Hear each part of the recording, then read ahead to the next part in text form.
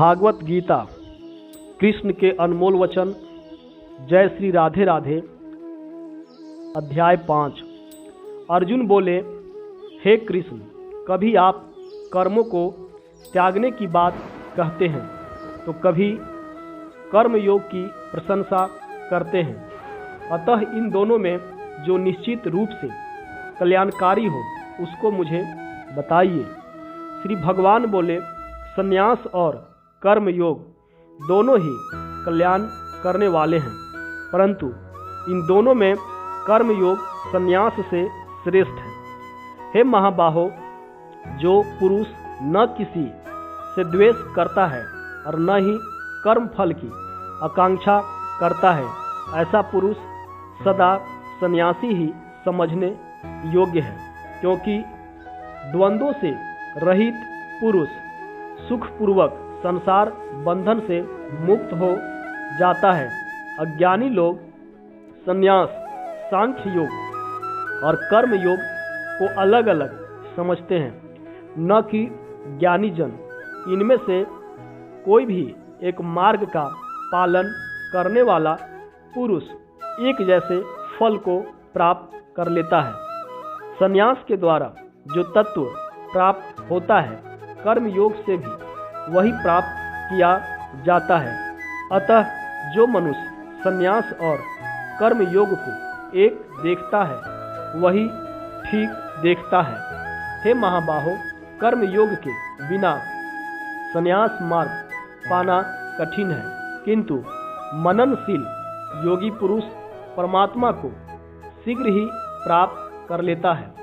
जिस कर्म योगी का अंतःकरण पवित्र है और इंद्रियां अपने वश में है तथा सभी प्राणियों में स्वयं को देखता है, ऐसा कर्म योगी कर्म करते हुए भी कर्म बंधन में नहीं बंधता।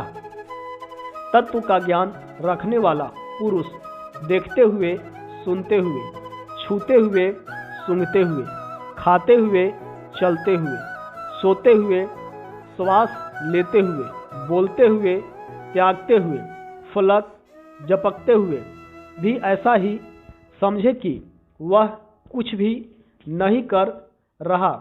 वह सब जानता है कि वह सब इंद्रियों द्वारा अपनी अपनी प्रकृति अनुसार हो रहा है। जो पुरुष अपने सभी कर्म ब्रह्म में अर्पण करके और उससे उत्पन्न हुए लगाव को त्याग कर कर्म करता है, वह जल में कमल के पत्ते के समान पाप से लिप्त नहीं होता। कर्मयोगी लगाव को त्याग कर शरीर, मन, बुद्धि और इंद्रियों द्वारा आत्मशुद्धि के लिए कर्म करते हैं।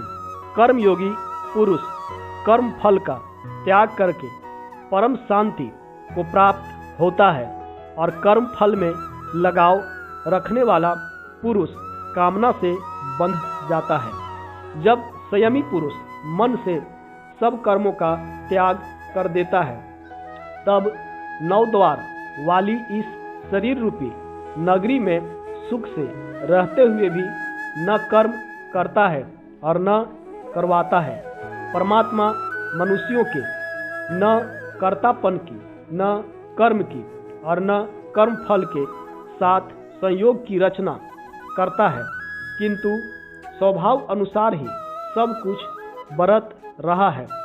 परमात्मा किसी के पाप कर्म और पुण्य कर्म को ग्रहण नहीं करता, बल्कि अज्ञान ने ज्ञान को ढका हुआ है। इस कारण सब जीव मोहित हो रहे हैं, परंतु जिन्होंने अपने विवेक के द्वारा उस अज्ञानता का नाश कर दिया है, उनका वह ज्ञान सूर्य को तरह परम तत्व परमात्मा को प्रकाशित कर देता है। जिनकी बुद्धि परमात्मा में डूबी हुई है, जिनका मन ब्रह्म में विलीन है और स्वयं अथवा परमात्मा तत्व में स्थित है, ऐसे साधक ज्ञान के द्वारा पाप रहित होकर परम गति को प्राप्त होते हैं, अर्थात उनका पुनर्जन्म नहीं होता। ज्ञानी महापुरुष विद्या और विनय से युक्त ब्राह्मण गाय, हाथी, श्वान और चांडाल में भी समतत्व एक ही आत्मा को देखते हैं। जिनका मन समत्व भाव में स्थित है, उन्होंने जीवित अवस्था में ही संसार को जीत लिया है। क्योंकि ब्रह्म निर्दोष और सम है, इसलिए वे ब्रह्म में ही स्थित है।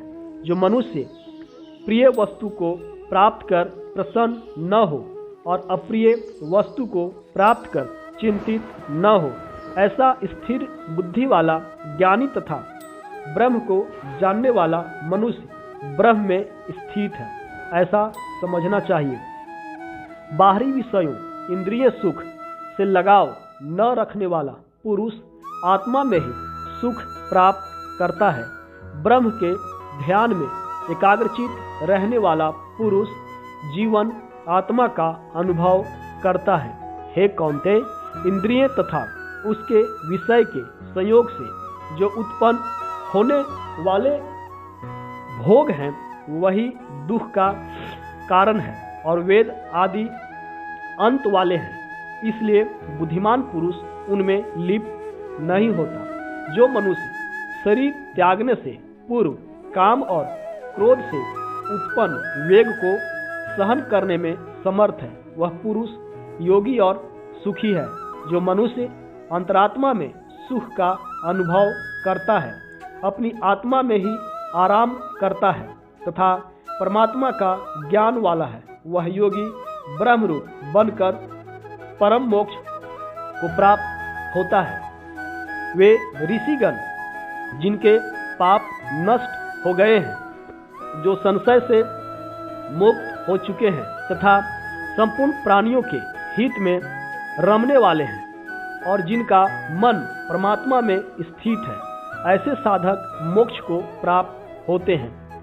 काम और क्रोध से रहित अपने मन पर नियंत्रण रखने वाले तथा आत्मा को जानने वाले सन्यासियों के लिए जीवित रहते हुए और मरने के बाद दोनों अवस्थाओं में मोक्ष प्राप्त होता है।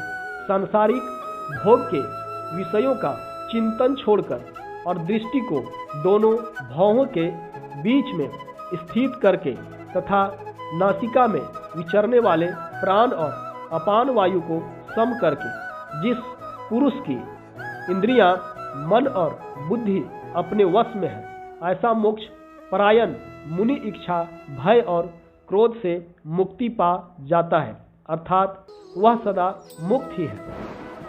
वह भक्त जो मुझे यज्ञ तप का भोक्ता और संपूर्ण लोकों का महान ईश्वर तथा प्राणियों का दयालु व प्रेमी समझता है, वह शांति को प्राप्त हो जाता है। जय श्री राधे राधे।